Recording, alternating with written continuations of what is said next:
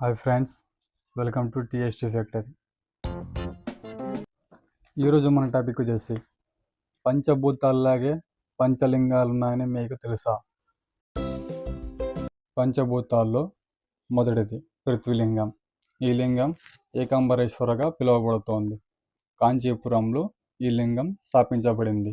రెండవ లింగం జంబులింగం. జంబుకేశ్వరగా ఈ లింగం పిలువబడుతోంది. తిరువణై కావల్లో ఈ లింగం స్థాపించబడింది. మూడవ లింగం అగ్నిలింగం. అరుణాచలేశ్వరగా ఈ లింగం పిలువబడుతోంది. తిరువణై మలైలో ఈ లింగం స్థాపించబడింది. నాలుగవది వాయులింగం. శ్రీకాళహస్తీశ్వరగా ఈ లింగం పిలువబడుతోంది. కాళహస్తిలో ఈ లింగం స్థాపించబడింది. ఐదవ లింగం ఆకాశలింగం. తిళై నటరాజగా పిలువబడుతోంది. ఈ లింగం చిదంబరంలో స్థాపించబడింది. ఈ 5 పంచభూత లింగాలకు ఒక ప్రత్యేకత ఉంది.